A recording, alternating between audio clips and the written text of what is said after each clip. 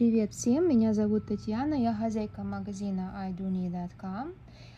Я уже эту пряжу вам представляла очень коротенько в предыдущем видео. Сейчас хочу дать более обзорную информацию, потому что я связала образец.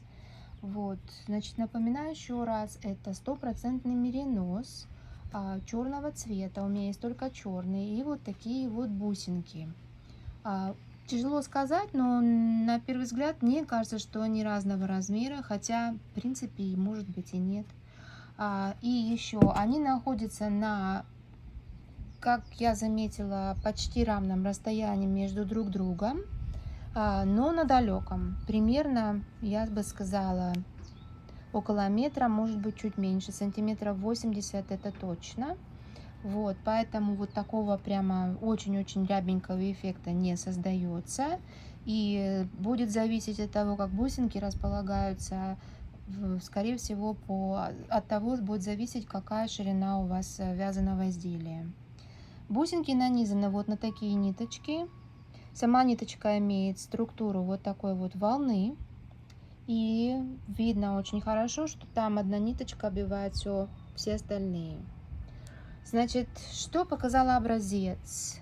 Вы знаете, на удивление, это не такая уже мягкая пряжа оказалась после стирки. Знаете, обычно меринос такой мягкий или такой расползающийся во время стирки.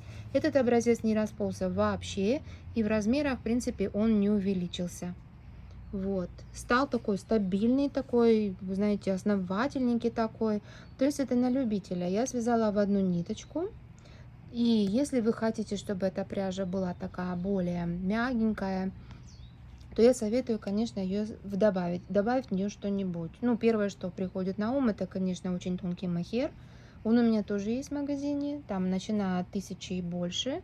Он тогда просто заполнит вот эти расстояния и смягчит очень хорошо вязаное полотно. Также альпака подойдет.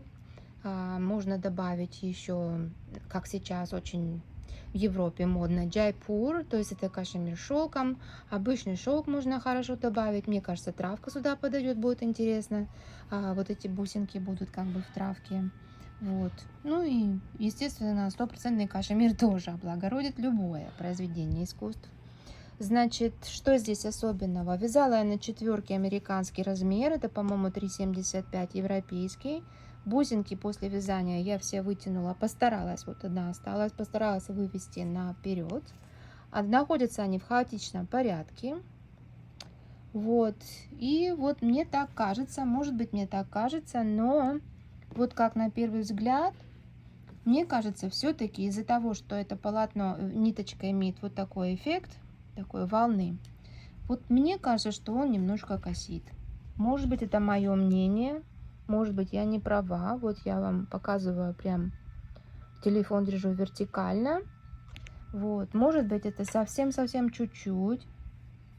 Но я, конечно, очень советую. Во-первых, если вы его возьмете с подмотом, он косить вот так перестанет. По крайней мере, если даже и появляется, то не сильно. Вот, если с подмотом он перестанет косить. И второе, естественно, поменяйте. Я связала лицевой вязкой, но если вы возьмете какую-нибудь другую, то эта косина полностью исчезнет. Вот, что здесь еще важного? Стабильный такой образец получился, достаточно такой солидный, но удивительно, он не расползся, как обычные мериносы, держит форму, резинки держать не будет, как я вижу.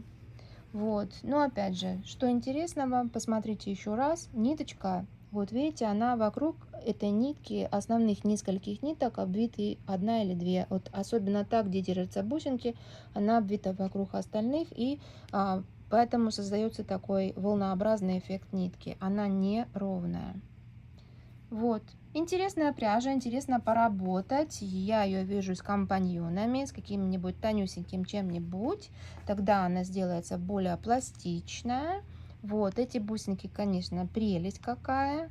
Прикольненькие, интересненькие. Вот, очень модные. Я знаю, что наш маэстро Кучинелли навязал в этом сезоне свои произведения искусств.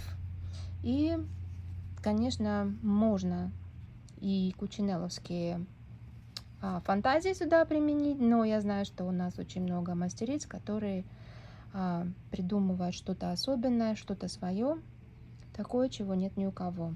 В общем, вот такой обзор пряжи у меня. 320 метров на 100 грамм, стопроцентный меринос. Очень интересный, с бусинками. Бусинки расположены на далеком, довольно-таки далеком расстоянии друг от друга.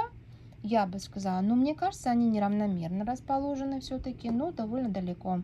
Полметра, даже больше. Так что вот такие вот. Покажу вам сейчас еще раз ее в тени. Просто хочется и так показать, поэтому стараюсь, чтобы было и в солнце, и без солнца. Вот. Поэтому, пожалуйста, заходите в мой магазин idonit.com. Это и другие пряжи всегда для вас выставлены на сайте. Ставьте лайки для этого видео. Это будет очень для меня важно. Спасибо за ваше время, проведенное со мной. Пока!